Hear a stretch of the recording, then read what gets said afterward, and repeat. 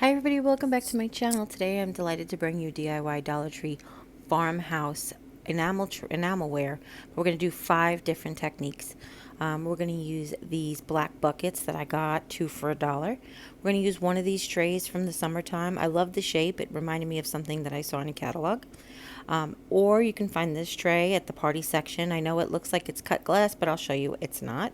And this also was in the summerware tray. I really liked its shape. It was nice and big, rectangular. And then we're going to make like a wash basin.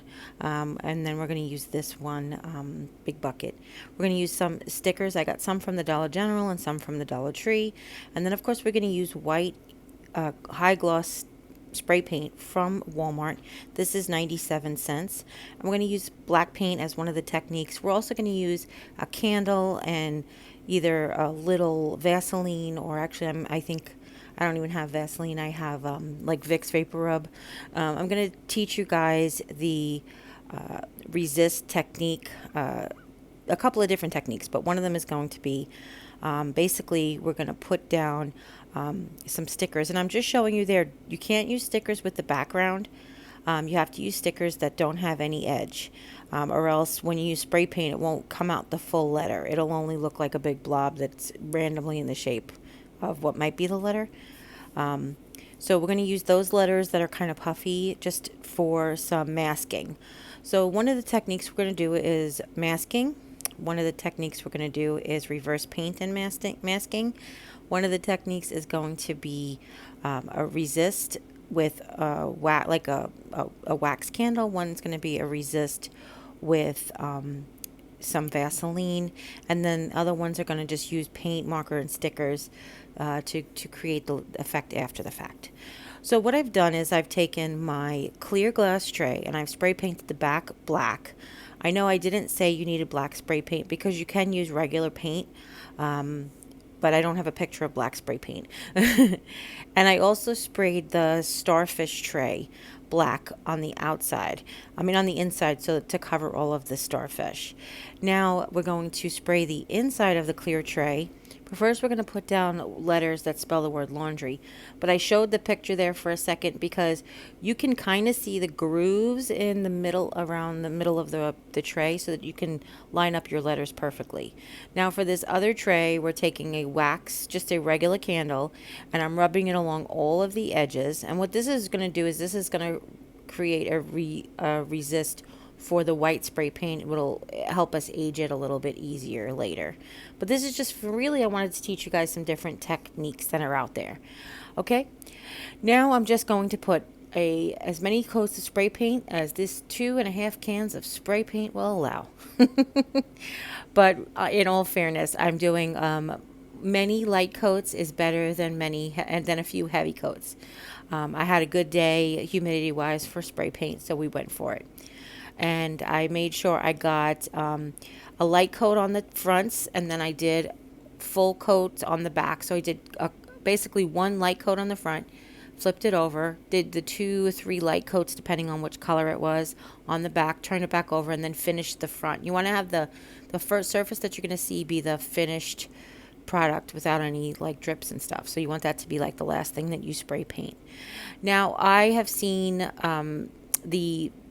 lots of enamelware trays. Sarah Jane from Chic On The Cheap, BiancaAnn D, she's awesome. All of these beautiful tutorials are out there. I just wanted to do a couple of things that are a little different, and I wanted to be able to use these buckets that people just weren't thinking about. Now there are people who have done the trays before. In fact, Sarah Jane did that tray, and I actually love it. So I'll just link whatever videos that I've seen in the description box down below.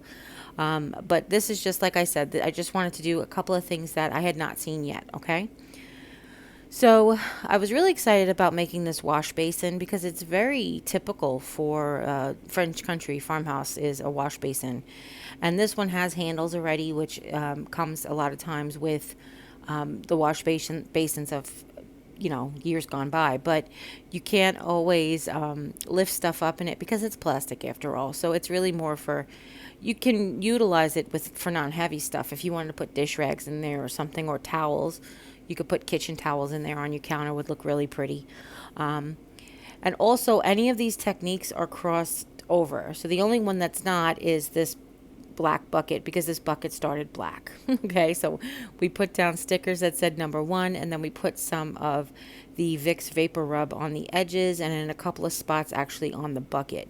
And now I'm just taking a dry paper towel after the paint is dry, and I'm wiping off wherever the Vaseline was. As you can see, the paint comes right off.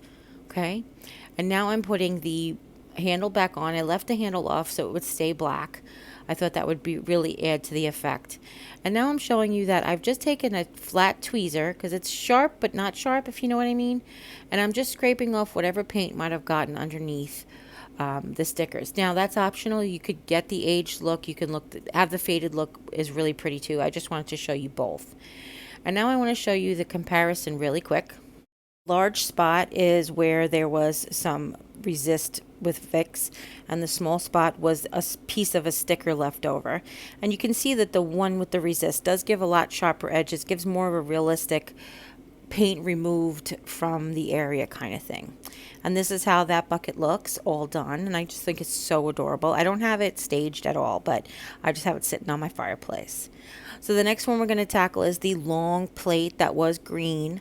And this one, I'm trying to count the letters for spacing. I wanted this one to say powder room. And I was inspired directly from this sign from Magnolia Farms. They offered it in powder room and coffee bar, but it's so old you can't even get it on the website anymore. So I wanted to go with that, and originally I was thinking about stickers, but the stickers from the Dollar Tree are a little too wide for this to spell powder room on this plate. You could spell other things and it would be perfectly fine. So I'm kind of trying to just feel like I'm getting like a Ray Dunn vibe, but I wasn't trying to copy the letters exactly. It's easy to copy her letters. It truly is. You just make sure you not print out, but look at all of the different things that she has on her website for inspiration. But I just picked long skinny letters because I like the way that looked. And now this one is with paint. So we're going to paint the letters on, and we're going to paint the distressing. I know that the bucket went really fast. I did lose a clip of that video of me peeling off the #1 and also putting it on the #1. You couldn't really see it well, but you guys have seen me do stuff like that before, so I'm not really stressing out about it. So I also wanted to show you here that if you mess up, you can fix it. You know, this is acrylic paint on acrylic enamel. You can wash it really well. So now I'm just taking that foam brush, and I'm just really haphazardly messing all around the edges and blotches here and there, and I'll show you how it looks. It looks like there's chips missing, and that's really the look we were going for. And of course, let your husband have it in the bathroom to corral all of his stuff. He is the most high maintenance, low maintenance guy in the world.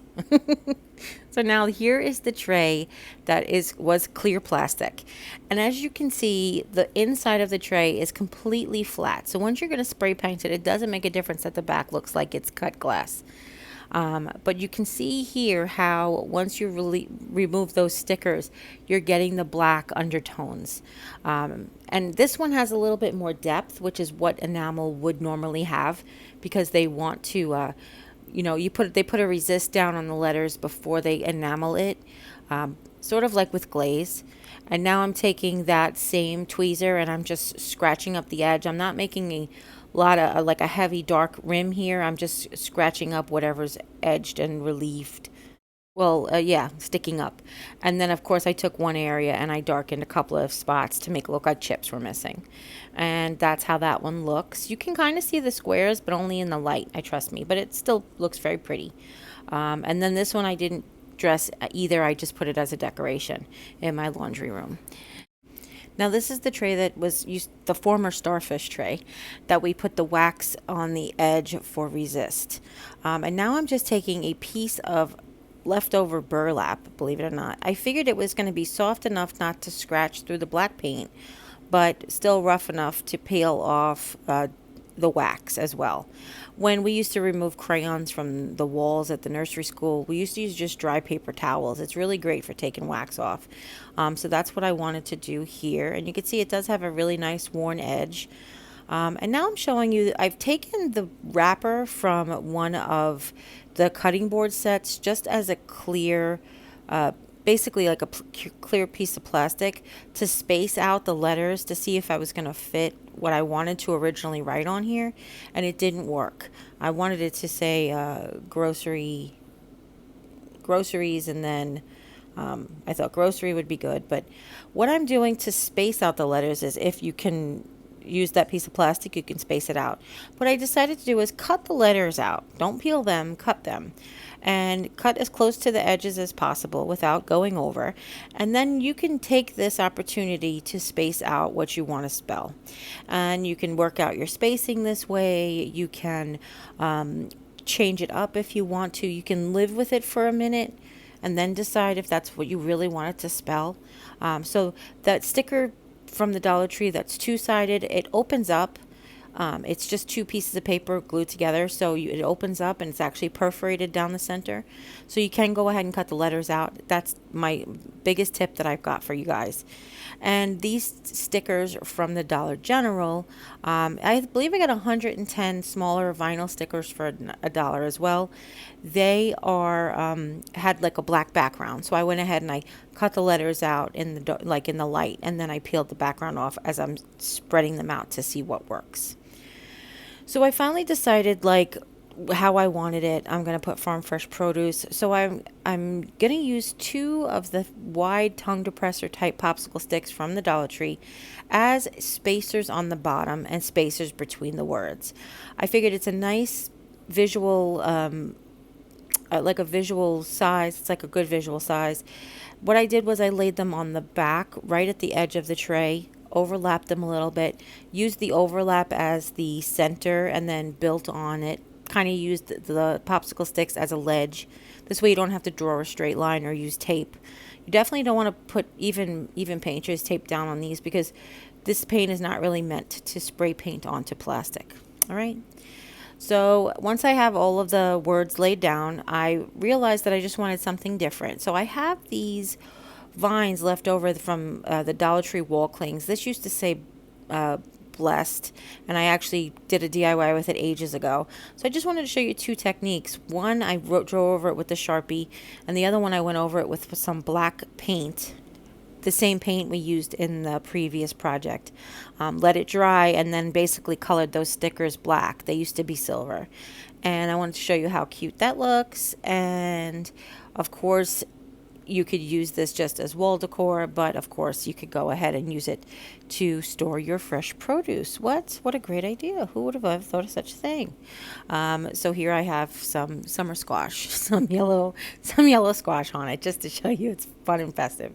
Okay, so the final project, again, the one I've like kind of waited till the end for because it was my favorite, is this wash basin. In the light, I will tell you that the wash basin does look pink if you hold it up to the light. That's why I said I would have probably just put 3 or 4 more cans of paint on there, but at 96 cents, go for it. I only just had 2.5 left, so that's what I used.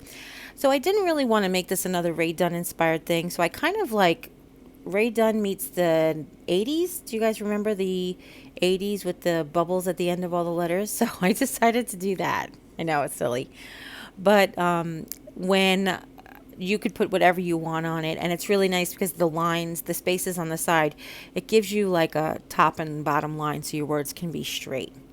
And now I'm just taking that same giant black Sharpie. I say black Sharpie, but it's really the Dollar Tree's giant black Sharpie looking marker. And I'm just putting all the black on the edges.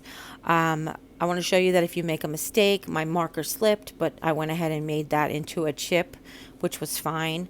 I've attacked it from all of the sides. So basically, from the inside, I used, I did the outside edge while my hand was on the inside of the bucket. I did the inside edge while my hand was on the outside of the bucket. And then I filled in from the top. And then I turned the bucket over and I filled in that rim underneath. I just really wanted it to look like it was a total black rim, okay? I also wanted to go ahead and I colored inside the handles. Because imagine, the reason these are black is, sometimes they were decorated that way, but sometimes they really were chipped and worn over the ages. So I went ahead and added some chips on the inside and on the outside. And you can see how easy it is. It's basically just drawing any kind of weird amoeba-like shape. And then I love this. I wanted to do the bottom edge, and I created bottom edge chipping because a bucket with this sharp corners would have some bottom edge chipping for sure. And all I did was just draw black lines, and it looks so cool. I mean, it looks just as cool in real life as it does on the camera, I promise. And I just went around all of the edges and in the handles, and yeah, I love this. This one's my favorite, and I kind of knew it was going to be. This is what I wanted. Just saying. So hopefully you guys really enjoyed these tutorials. If you do, give this video a thumbs up. I'd really appreciate it. If you have any questions at all, leave them in the comments down below. Don't forget to share this video with friends and family, anybody you know might be interested in seeing how to do any of these techniques. And if you haven't yet, click subscribe, and when you do, a little bell will pop up. When you ring that bell, YouTube will let you know whenever I upload a new video. And don't forget to check out the ladies whose videos are in the description box. They are awesome. And as always, you take care, God bless, and we'll see you next time. Bye.